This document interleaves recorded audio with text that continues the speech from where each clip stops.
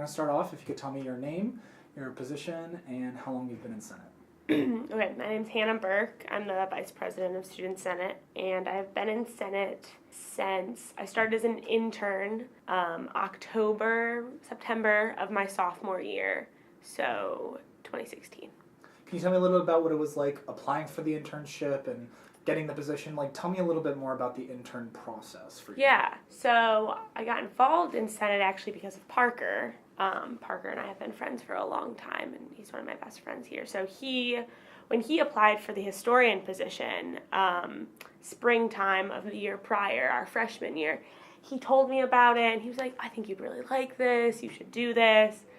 I think I was like, okay, cool, I'll figure it out when I come back, kind of thing. I didn't really think much of it.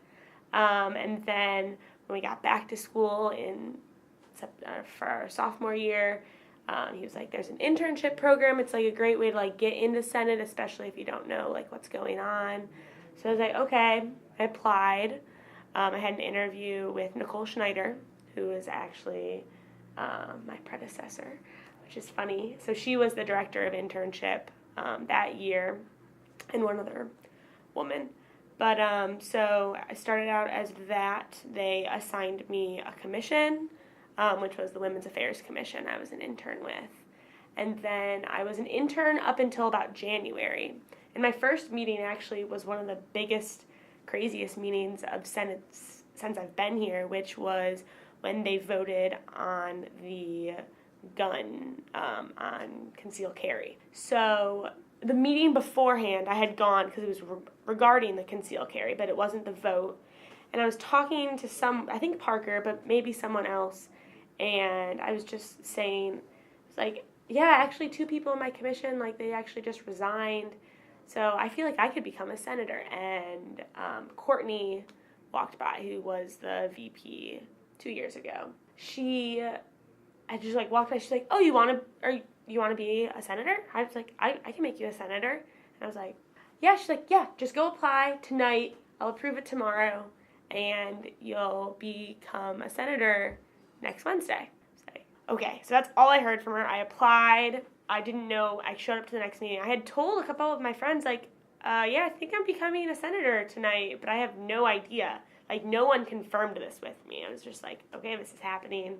And so then I showed up to the meeting, and I did become a senator that day. But it was like, I told a bunch of people, and then I came back on myself, and I was like, wait, what if I told all of these people that I was becoming a senator, and then I didn't? That would be so uncomfortable. But I ended up becoming a senator. So then I was a senator for Women's Affairs for the second semester of my sophomore year. I was a supporter of the Green Light ticket that year, which they won.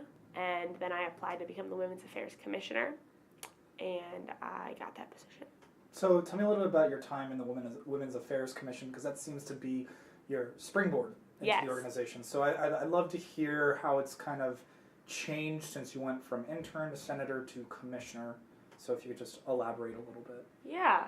Well, so when I was intern and senator, that was the same year. So we had the same commissioner.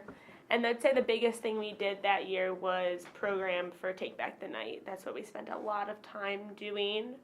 So that was kind of just like how I got to know Senate, and that's how it like started for me. But then when I became commissioner, my number one priority starting off was to Take a Tampon, Leave a Tampon funded.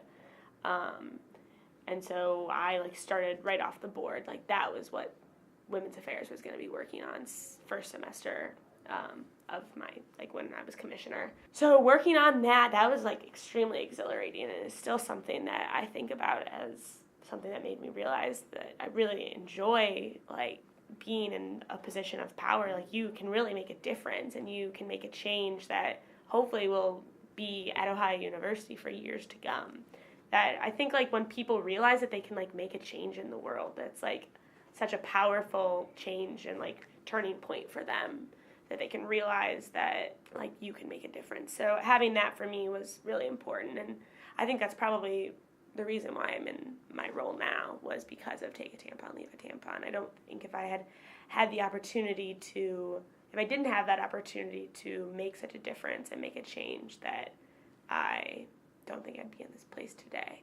So, yeah. So, do you think that your involvement with Greenlight had anything to do with your experience and your eventual running as vice president for Bridge? Like, do you think that you gained I honestly didn't help out a whole lot on Greenlight. I wasn't on the ticket because by the time I had joined Senate, honestly, I think that they were all pretty much already all filled for that year. Because the campaign season of Senate is such a weird thing. Everything is very covert. You can't talk about it in the office. We have to keep everything hush-hush.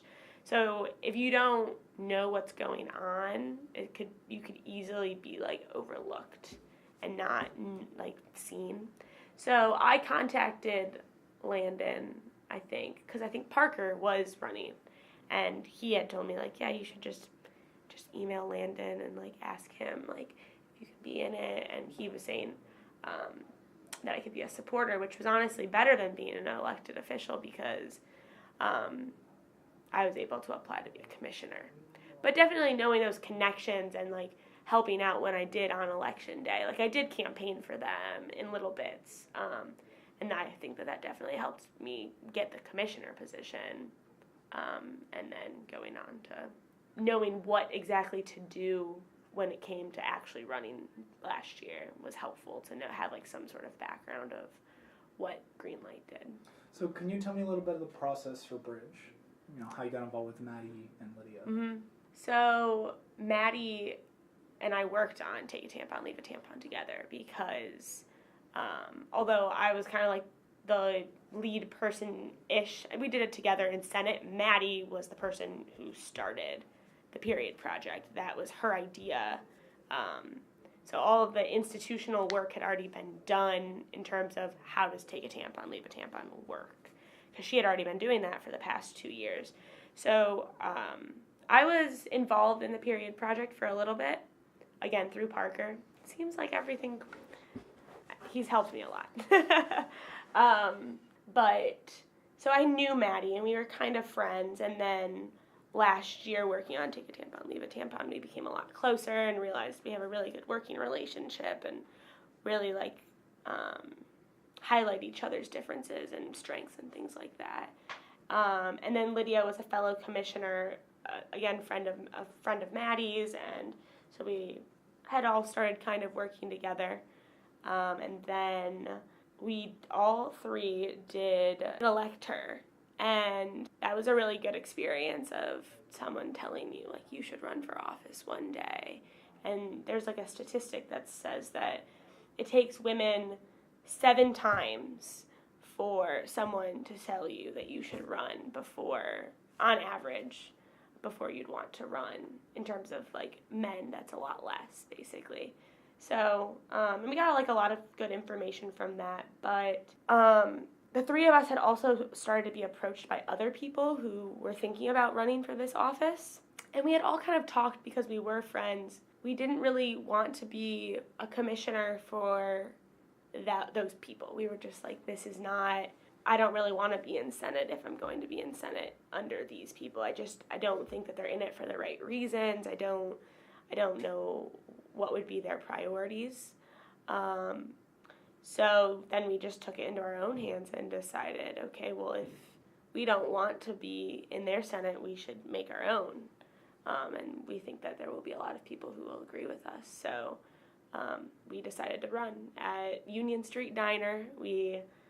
I remember Maddie had texted Lydia and I and been like, I really need to talk to you about something. And I was like, after Senate, I have to go do a group project for a comms class, but, like, I'll meet at you after.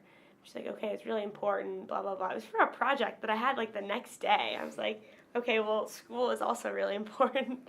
And so then I went to do the project, and they kept texting me, like, when are you going to come to Union Street Diner, all this stuff. It's like, chill, I got to work on this project. Like, hopefully it'll only be, like, an hour or so. I think it probably ended up being, like, an hour and a half.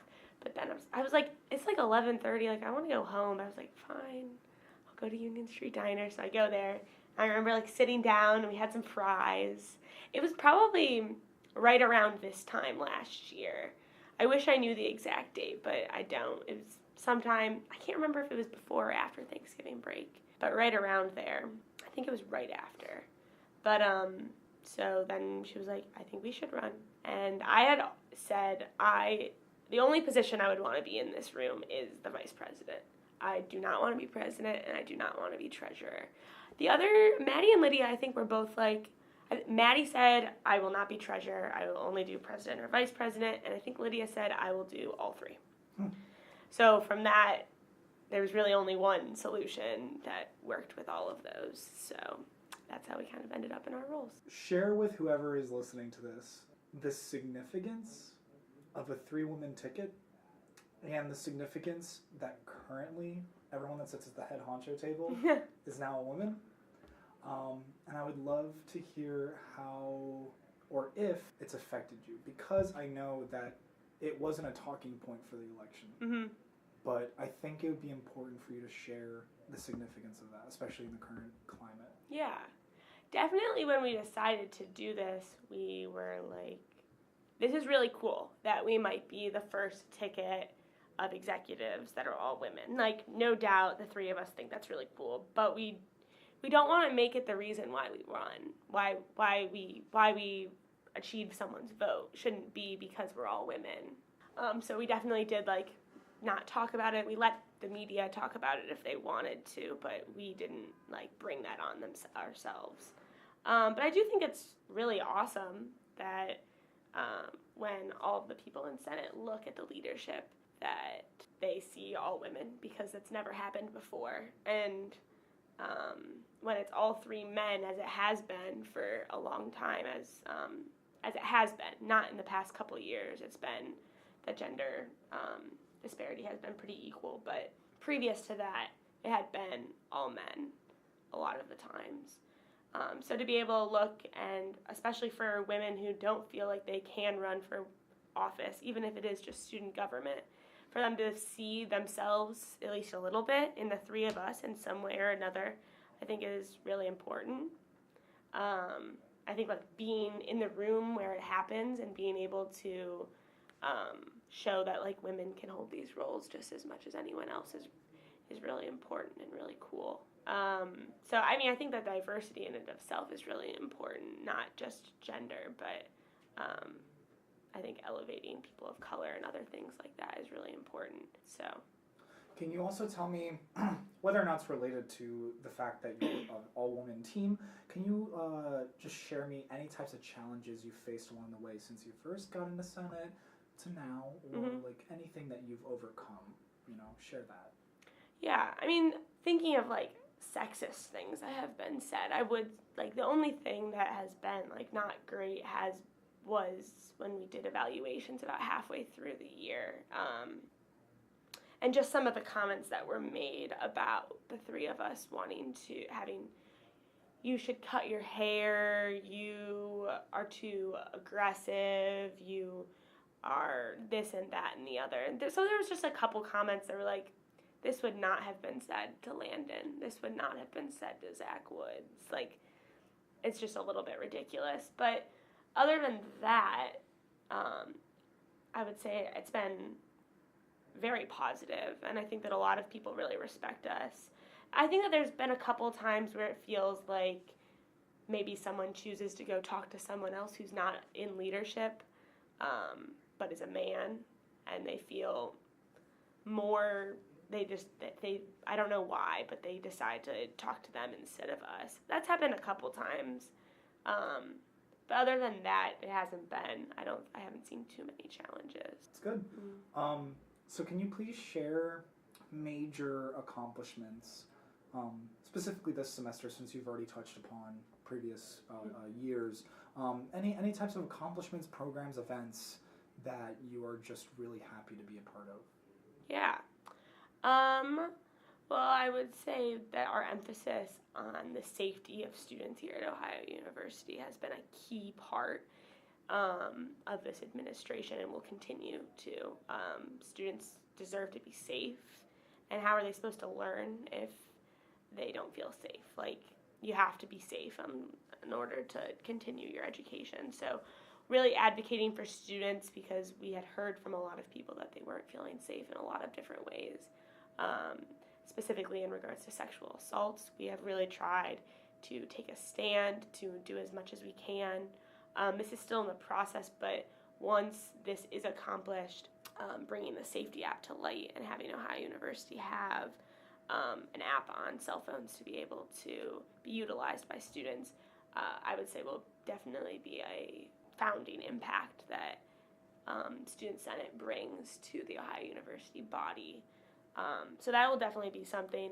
And specifically in my role, I see my role as empowering commissioners to do the work. I would love to see, I think Senate is comprised of these 13 commissions, and those 13 commissions are really where so much of the work gets done in Senate. It's not at the top of us. It's the people who are doing the events, the talking to their constituents, the policy is really where like Senate's impact, I think, is really being made.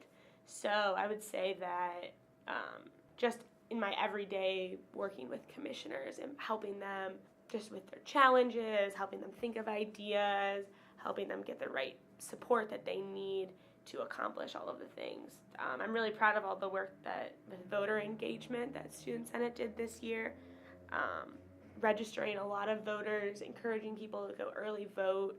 I think that as the body representing students and knowing that students are such an underrepresented part of the electorate, it's our duty to make sure that students are getting out to the polls and voting for whoever they think will represent them the best. So I think that was something I'm really proud of. That was a lot of commissions were working together on that.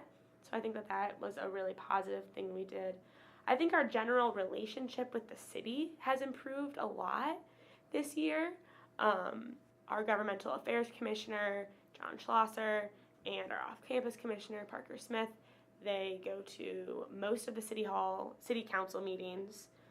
They have a really good relationship with the city. Our chief of staff works for the city, as well as John does as well. So I think that relationship has been really strengthened, and I think that's a really important part. So I think that's been really good. Another thing that I'll close on this of things that I think I'm really proud of have been our engagement with student organizations. That was a campaign point that we ran on, that we wanted Student Senate to be more engaged with the orgs on campus, because if you really think about it, those are the people who are going to be engaged anyway.